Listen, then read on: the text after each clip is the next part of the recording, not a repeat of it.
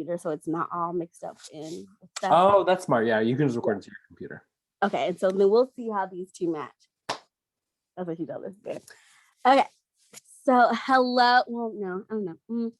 I'm here today with the fabulous, amazing co-host, half of the dynamic duo of Courting in Color, Louise H. Gray. Hello, Louise. Hello, world. It's Louise. Yes. So what I want you to share with the people today is to tell us about yourself and how you came to be an awesome podcast host, content creator, food blogger. Tell us about your creative journey. Yeah. So my creative journey began at the tender age of day 0. No, so I think for me, I did not realize I was a creative person until I was in theater in high school. So when I was a junior, I joined theater, technical theater, and after doing 2 years of theater in high school, I wanted to do it in college. And so in doing it in college, I think I developed a lot of the important things of being a creative person, just working as a team, using the creative juices and flowing. I also have always been an avid reader, but I spent a lot of my 20s just pursuing my professional pursuits. Yes. And so it wasn't until honestly the pandemic where I was like, well, I'm at home. Let me start a food Insta. Let me start a podcast. Let me do all the things I have been neglecting. And then it's kind of like just opening the water gate, and it's been pouring out of me ever since. Yes, the creativity just pours and flows from your veins to the lovely world out here. What do you think has been the funnest thing about tapping into your creative side? Oh my gosh, the possibilities, the limitless possibilities. But also just, it's weird, but not caring to some degree. I think just being able to say, I get joy from this, I'm just going to do it. And I try not to be too controlling about what I do. Notice I said try to. But I just usually just have fun with it. And I give myself space. I give myself space to mess up. I love it. I love it. Can you tell us about the podcast? What's the premise? What is it about? Tell us about the podcast. Yeah, so Courting in Color is a podcast. I've been trying to think of it more. I think I feel comfortable calling it, I think it's a Black and queer Latinx podcast that talks about dating and relationships of the host as people of color and obviously their intersectional identities, along with just dating and relationship world in general. Yeah. What is an episode that you would recommend people listen to who maybe haven't listened to the podcast before? I will say, as someone recently told me that the Bridgerton episode, we just read Bridgerton to filth. And so I think that is a good episode to listen to because it blends obviously humor, the host's stories, but just provides a critical analysis of pop culture media. Yes, analysis. We do love a good pop culture situation over here. Now, also, what would you say is the most delicious meal you've eaten in 2021? Oh my gosh. So I've been making an up and coming food blogger. Yes.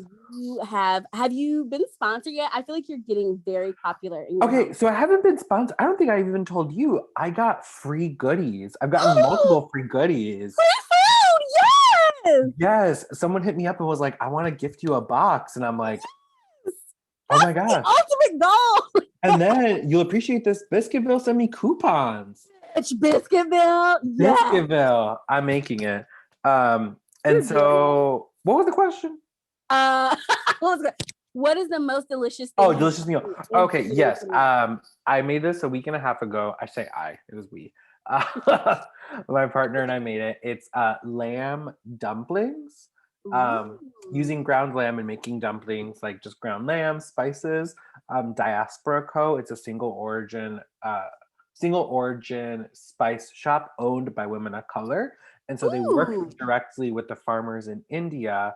And so the spices are a little bit expensive, but so good. And so that way they basically remove the middle person because when most of us buy spices, it goes through 5,000 avenues before like we even buy it. And so yeah, Yeah. it's really nice. They're just putting out food recipes on their blog, on their website. But yeah, that's probably like the best thing. It's just so I love lamb, like I love gyro meat, like lamb gyro Hmm. meat. So like just to have these dumplings, like just like I think about them every day.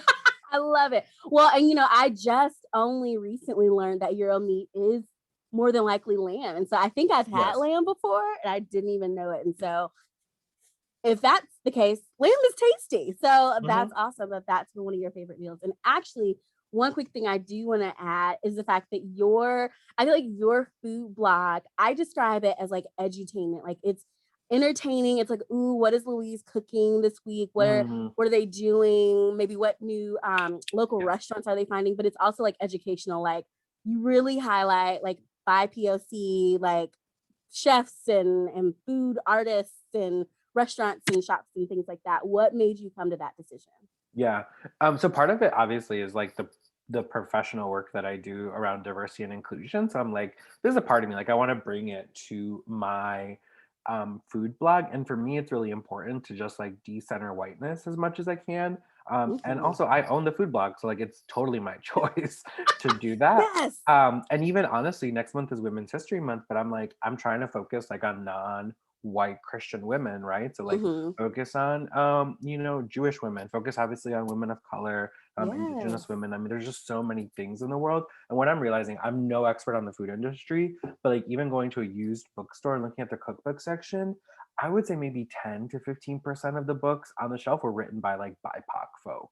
Like Oh, most of the ones that you think like are about now are written by BIPOC folk, but there are like, your Chinese cookbooks, there are all these things, sure. but they're written by white people who like Yes. traveled through Who were China, like traveled through expats. India, who were Yeah. expats, and now they think themselves. And I don't know. I don't know enough info to like contribute to that discourse. Like, can people from non cultures contribute to the culinary cooking of that culture? But I do think something is lost, Mhm. right? When you don't have that connection.